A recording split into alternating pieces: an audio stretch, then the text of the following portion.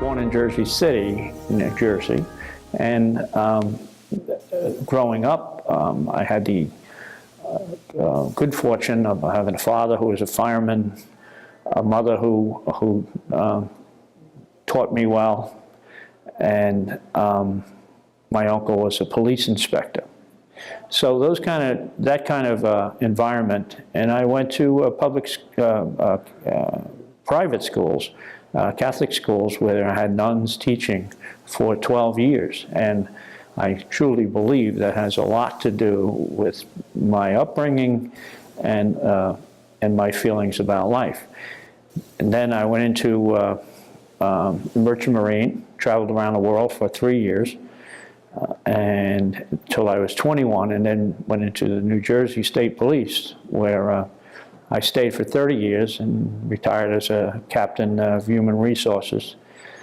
And immediately went with the Monmouth County Prosecutor's Office for 15 more years in the same type of work, but I was an investigator there and a detective in crime scene and forensics.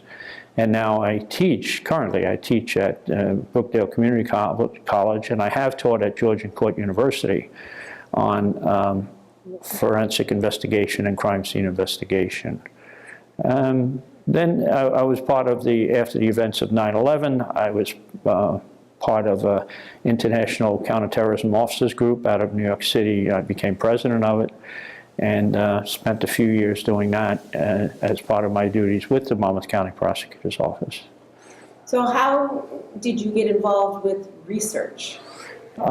It's a funny, kind of a funny story. I was on my way to my outside shower, and I have to pass the backyard of the people next door, and the nurse there, she's a nurse manager in the hospital system, said, "Bob, we need a community member." And I didn't know what a community member was, and she says, "Would you volunteer?" So I said yes, continued on to my shower, and the rest is history, as they say.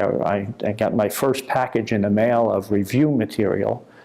It was daunting because it was stuff I didn't have any idea what they were talking about, especially the protocols. I read them.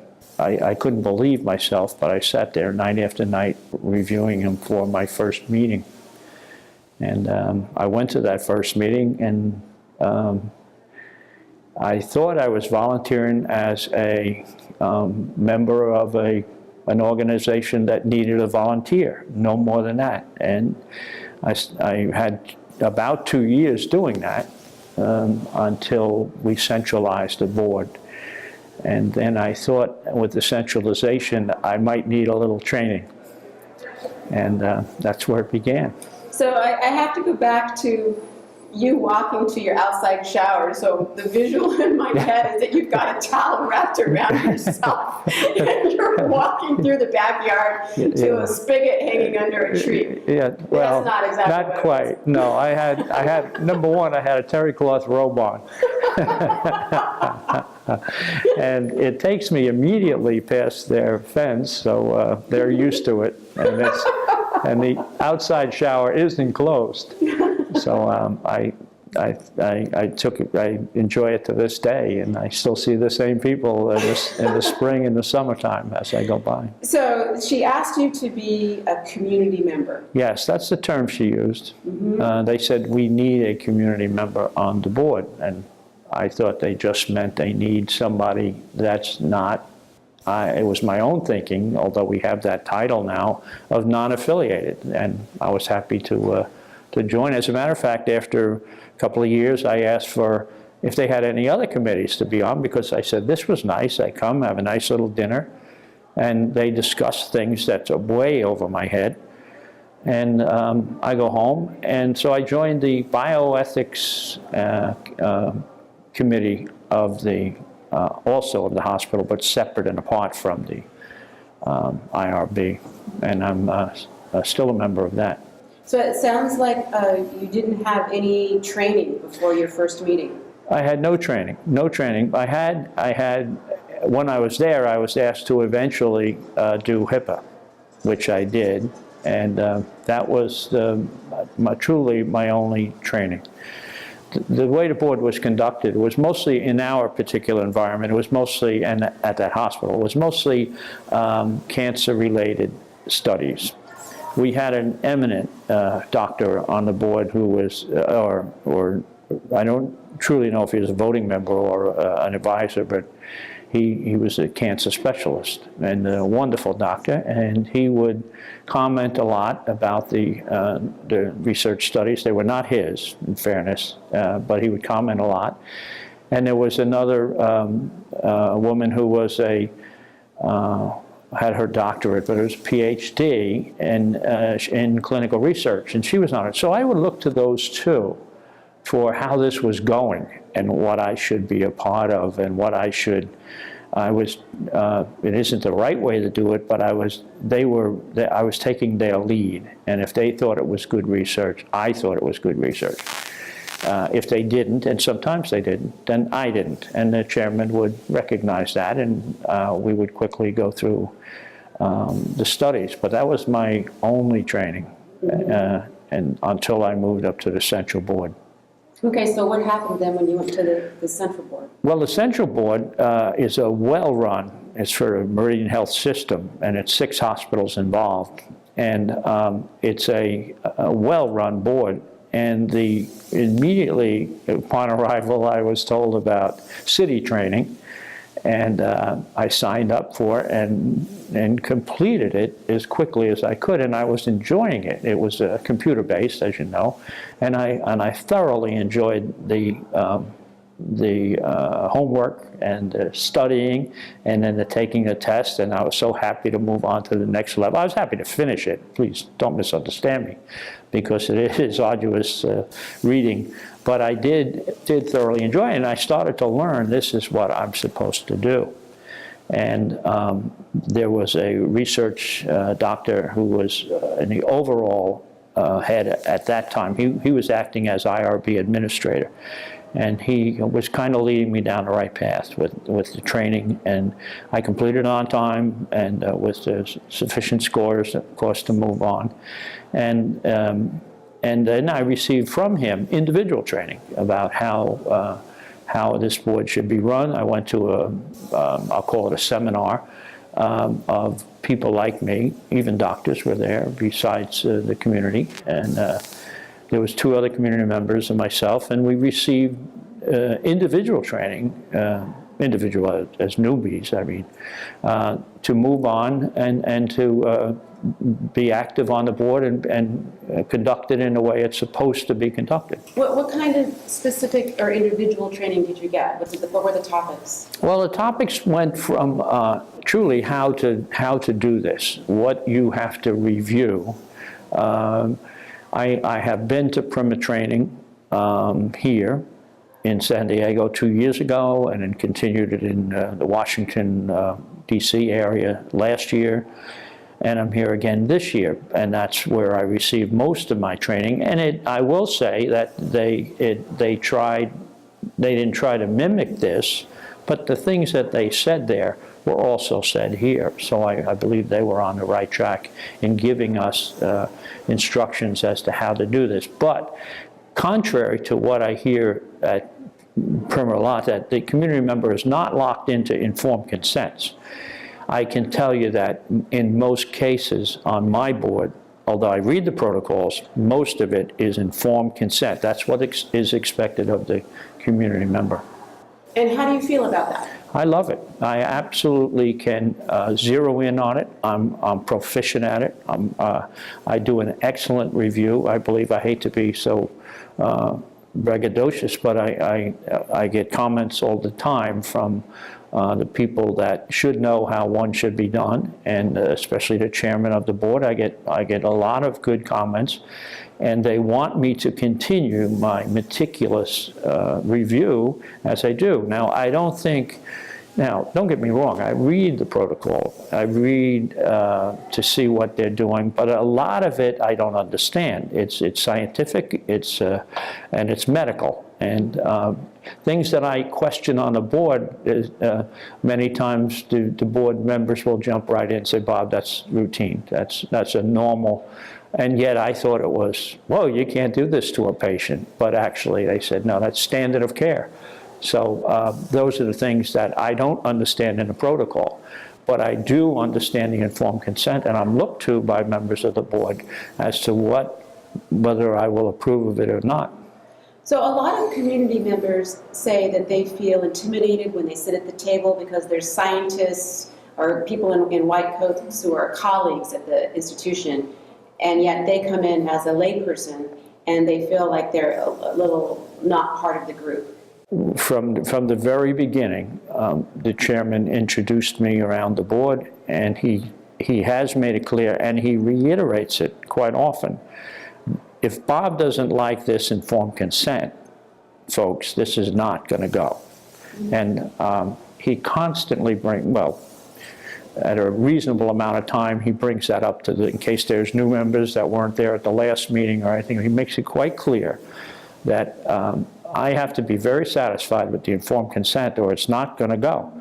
I end up being the only person, the only community member, because our other community members, one retired and one is sick and has not been there a while. So all of the consents have fallen on my shoulders, but I have the full backing of the chairman. Now, as far as intimidation, I marvel at the brains and the intelligence and the knowledge of medicine that these doctors and scientists, because we have nurse scientists there, that bring to that board. I marvel at it, but I'm not intimidated by it. I will question the writing, especially the scientific writing and informed consent. That's way above where it should be. And I will read it out loud. And even the doctors have to giggle. Yeah, I guess that sounds a little silly and a little too much for an 8th grade educated person if they were to read it. So how long do you think it took for you to become good at your job? Oh, that was a while. The very first meeting, I remember the person that was assigned the protocol, which is always a doctor, and then I'm assigned the informed consent. And we are the 2 reviewers, and that doctor didn't show up for about the first 3 or 4 of the protocols that went through, and they were more reviews and they were resubmissions, so they didn't need me yet. But I thought I had to review the protocol or give it. Even though I read it, I had no prepared notes or anything. I was horrified. That was my first meeting. And I thought I would have to do it. And then a doctor walked in the room. So I was nervous because, like anything in life, you don't want to embarrass yourself in front of anybody, specifically this group of learned people. You don't want to come off as somebody who, why is he here? So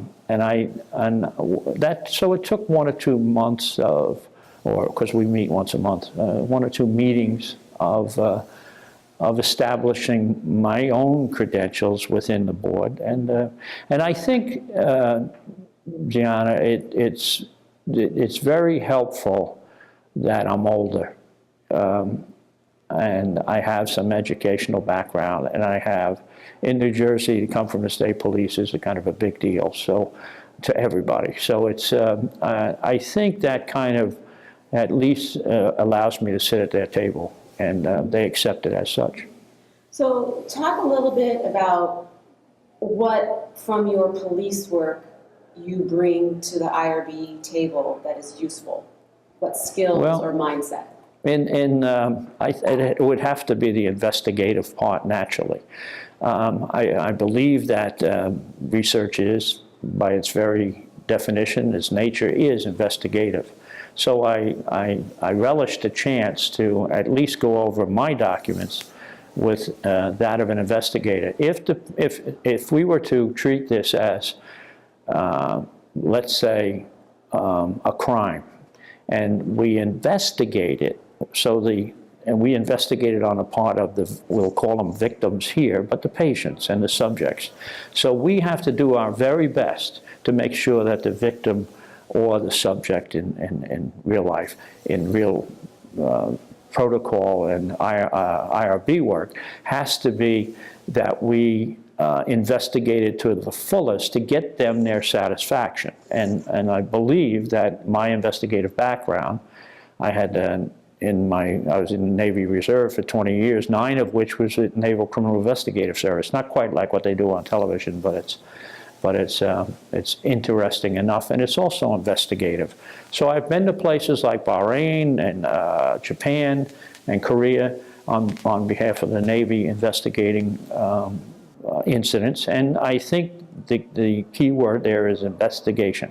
A background of 44 years of spending looking out for subjects, looking out for people that are victims of crime, for instance. So is there any personality trait of yourself that is particularly relevant or comes to play in your work? I think I think that's an excellent question because it triggers in me.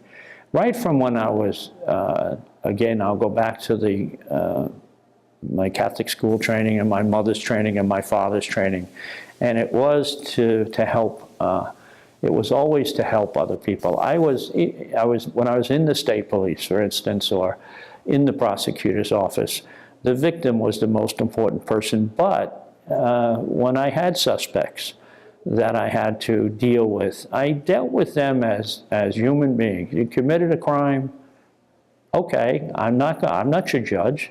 I will treat you as another human being, and that stayed with me through 44 years. For instance, I just walked this morning along the San Diego Bay here, and I got to the Coast Guard station. Now, I had 20 years in the Navy Reserve, but if I had it to do over, it would be in the Coast Guard, because every day of their life, they're doing something to help somebody, to pull them out of the water, to pull them off a ship when they're injured, things like that. And it is just my lifestyle, I believe, and my own traits within me to help other people. Prior to the IRB, I had absolutely no idea what happened, except what I read in a paper when they called them studies or clinical studies. That was my only exposure to clinical research. I didn't know what it was. I don't know why I thought medication just magically appeared and people were treated for it and it was good. And I just thought it appeared, like aspirin came upon us or penicillin and all of those wonderful drugs that we use. I had no idea, none at all, that they were fully tested and appreciated by people and boards like my board, who said, yes, you can try that out for a while. And then suddenly the public is using it. So I've used medications all my life with no idea of the background and that somebody was watching out for me. Do you think it would be important for the man on the street to understand more about what happens in research, or is that something worth striving for, to educate the general public? I marvel too at my friends, and they say, what are you doing on that board? And I launch into some sort of an explanation that because I truly believe they should know. They have to know this, and they don't. And I get frustrated when they don't, when they, like I did, just thought drugs appeared on the market and it was okay to take them. You know, there's a lot to be said. This, for instance, primer training, the training that I received here. Those 2 years of it that I had, some in your classes, the things that you expressed early on are still with me. And I think the whole world should know that. And you know why? Because of all the things we talked about that I have done in my life, and I've done many, many things. I think that the most important thing that I can do for my fellow man, I know this is putting a heavy, I can tell you for the most important thing I have done in my life and continue to do is my work on IRB. I mean that from the bottom of my heart. There's nothing in my life that has compared to that. And I attack it with that sort of a mindset. And I think my friends should know about it because it's a lot of time to spend on this, but it's important time. And I believe that those things are important. Most of the stuff I did in the past was reactive. This is like a proactive thing. I can get involved in something that will help my fellow man. I know that sounds dramatic, and I didn't invent penicillin, but I'll tell you what, the board that approved it somewhere along the line, they should be very proud of themselves. Do you have any ideas how we might spread the word or get people engaged or interested or informed about research? I'm not into that as much as you probably would hope. I don't know that we can, or is it important that we let everybody know? It is nice the work that we do, and it is rewarding to us, and we can talk to the people around us who ask, but to be able to go out into the world and educate the whole public on clinical research, I think would be a difficult task, a daunting task to take on, and I'm not so sure the public would accept it. Mm-hmm. I would like to know, is there anything in particular that your IRB has done or an issue that they have addressed that you're particularly proud of? With my own IRB, I can tell you that there will never be, just knowing the members of my board and how it operates, I can tell you with the Meridian Health System Central IRB, there will never be, ever, a Tuskegee experiment. There will never be a Havasupai Indian experiment. There will never be anything like that again, at least in my hospital system, because of the work of my board. I'm very proud of them. I believe that anything that leaves that room is worthy of it. Sometimes the doctor who is the PI on it, the investigator on it, will be present and make his or her argument for it. And we've had their names come by our board before. They're given all the respect in the world. But the minute they're out of that room, there's one white coat leaving 20 white coats. And as soon as that person's out of the room, the discussion goes to the core of it. And sometimes the core is, we're not going with this. We're not passing that. But before it ends, Bob, what do you think from a chairman? And even though they were there to make a wonderful presentation, sounds like great research, but it is dangerous. It's not going to happen on my particular board.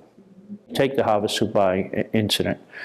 One of the doctors on the board brought it up, that they were awarded monies for past wrongs to the tribe as a whole.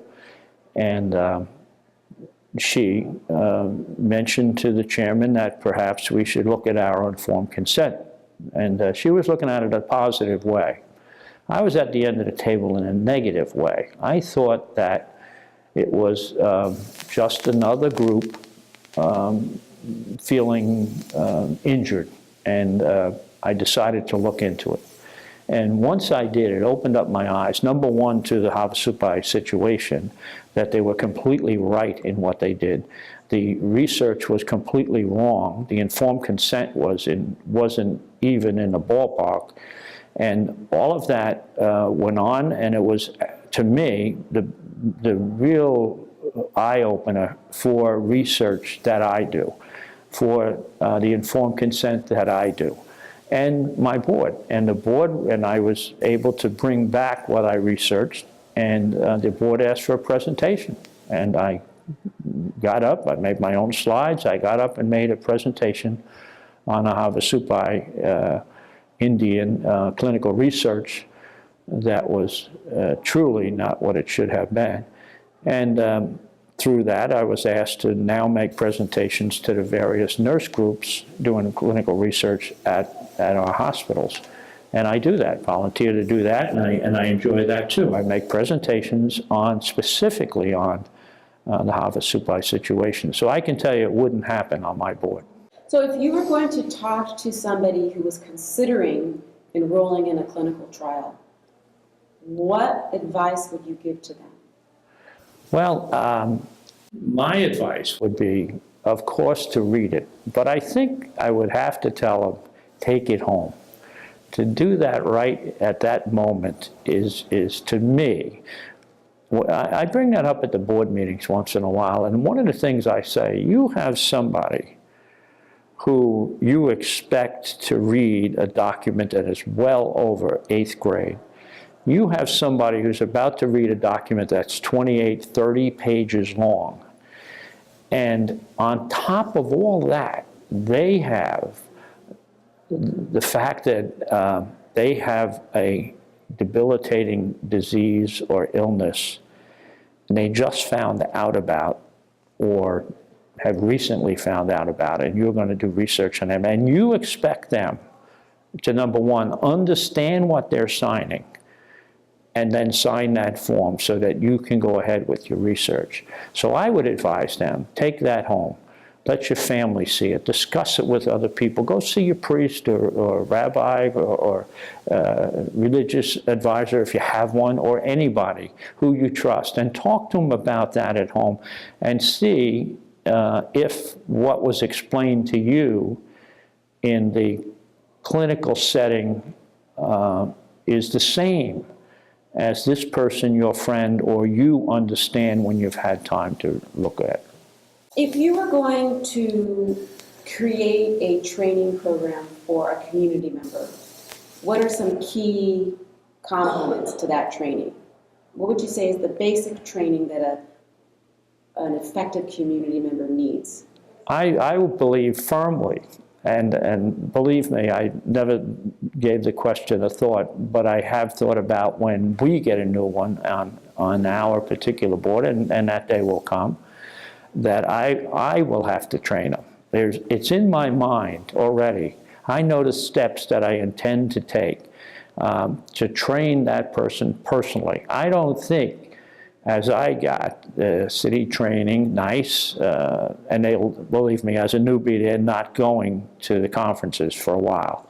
So their first event will be to come to a meeting like I did. Well, I want them, unlike me, to be fully prepared when they get to that meeting. And I think I can do that. So I think the community member of any board should be the absolute first teacher, the person who will shepherd the new person through the process, more so than the doctors on the board. I don't call it a part-time job for them. I know they have busy things to do in the hospital, but they're not going to spend their time on an informed consent, especially when that throughout the way we operate is my responsibility. So in furthering of my responsibility, it would be the training of the new person coming aboard.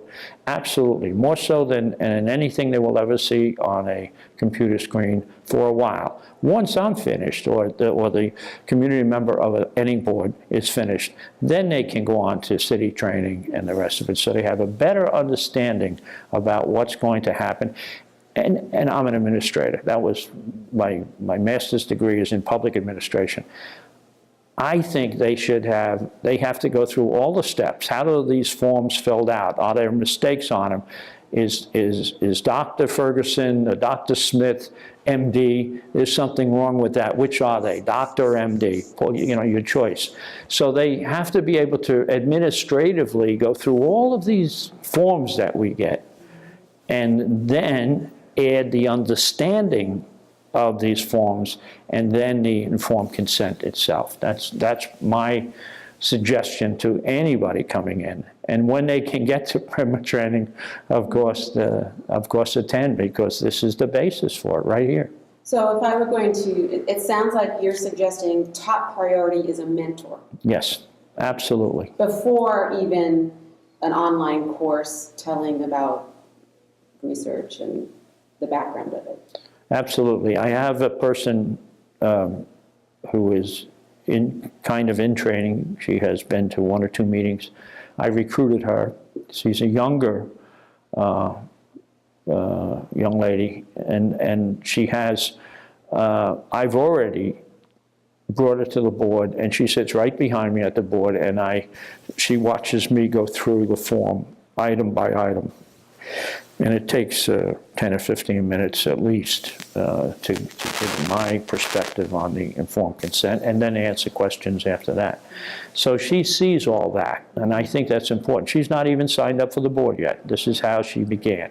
And when it's time, when she's going to be a board member, I intend to show her my processes, and I have my own. I mean, I have forms that I created on my own.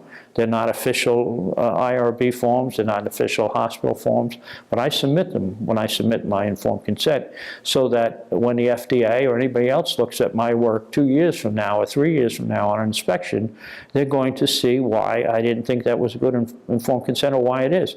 That person has to see that and has to understand that completely before they can become a full board member.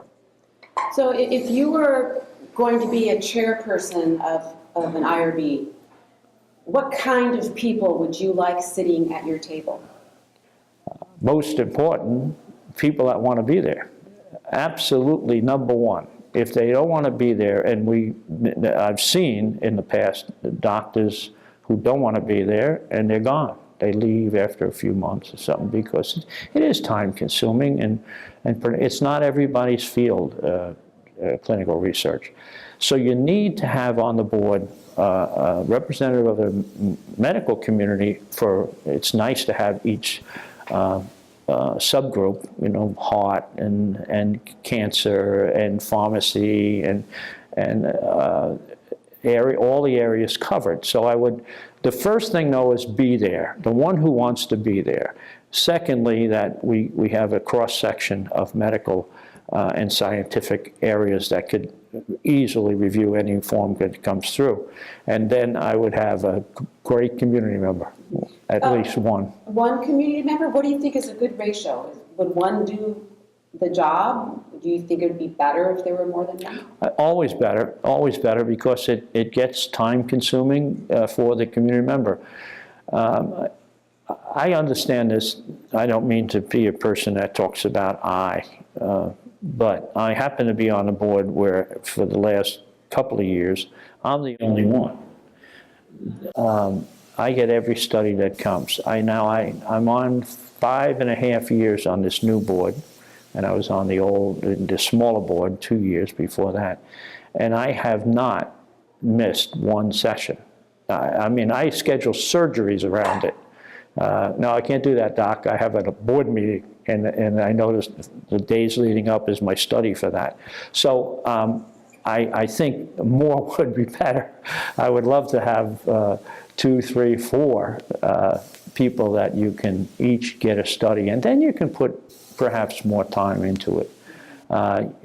You may think that you covered everything, but I think when you have less of a workload, you tend to look at anything in life a little closer. Well, let's talk a little bit about Primer. This is your 3rd conference it is. that you've been to. What is your general impression of Primer and the networking opportunities it provides? I just signed in as a faculty member this morning. And I told, I think her name was Ariana, and I told her that I have yet to see an organization as well run as Primer, all around. I'm talking about the 3 bars of chocolate I got in the mail and the one today, and I talk about what this conference, the organization, again, I have to go back to my quasi-military training and say the organization is unbelievable. It's like running a fleet here. They get everything right, everything, from the name tags to the scheduled breaks to the wonderful areas of training that they give you here, and top-notch speakers. When people ask me, what conference you going to? Friends that have no other connection. And I say, I'm going to a conference, and immediately I go, you should see the speakers. They have people from Harvard, and they have people from Yale. It's amazing. And I'm so proud of the clientele that this organization selects for their keynote talks and all, and the authors that come here. It is amazing to me. So I think if I was talking about Primer, I would say their key is their organizational welcoming letters and follow-up and the way they handle that. The second part of that, and it's really probably, it's not the first thing that they do, but probably the most important, is the training that you get here. When I got my training, and I did the online courses, and then I came, after probably 2 years, I came to Primer. And I met I had wonderful instructors in the newbie area, one of which was you, Ms. Gianna. And I took that information back to my board, and they asked us to present, those of us who came to these conferences. It's not a vacation. We come out here to learn, and we go back with the knowledge, and we give that recently acquired knowledge to the board, the whole board, and they appreciate it, and they ask questions, and we have meetings about it. So Primer is not just a place to go. It is a place to learn, and it's a place to bring back information and share it. Do you have a sense of hope for the way research is evolving in this world? Do you think we're going to continue to do good things? Do you imagine or worry about dangerous things ahead for us that we need to be considering now as we prepare? I have some misgivings about research today. I mean, every time I think, and I've said it earlier in this interview, that there will never be another Havasupai incident, there will never be another Tuskegee incident. Every time I say that, something pops up in the news that kind of shoots that theory of mine down. And I think the most recent was Duke University, and they lied about the results. Some researcher there at Duke. Duke takes the blame, but because the researcher is representing the university, I don't mean to pick on Duke, but the research that he lied about the results or gave false information. I won't use the word lie. I shouldn't use the word lie. Maybe false information about the results of it, which was certainly not good for the patients that we should have been protecting. And that's recent. So every time I think that we have now put that all behind us, another thing pops up. And I also worry about international research because I believe that all the standards should be to the American standard. I believe that if you're doing research in Somalia, that you're following what we follow here in the United States, because I trust our system here in the United States.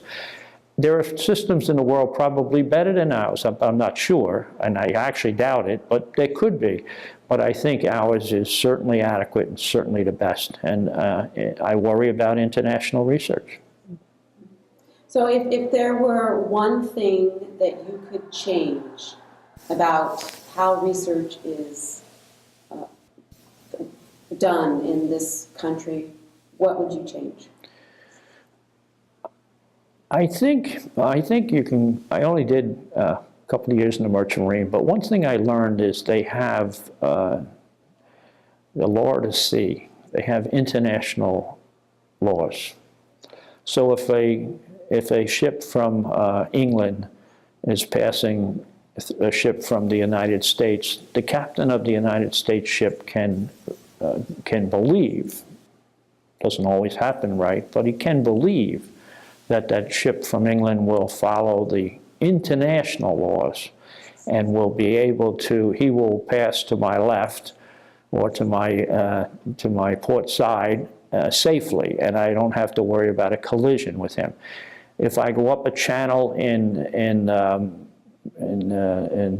the Gulf of the Persian Gulf, and I follow the channel markers, I know that those channel markers are put there and they're safe for me to go up that channel.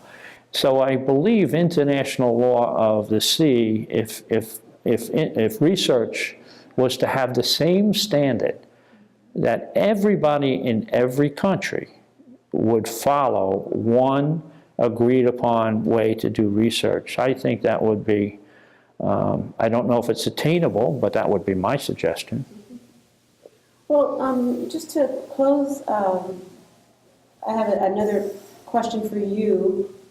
What do you hope for yourself in your growth and your continued participation with research? Well, my hope is that in my particular case, is that it could go on forever, at least to my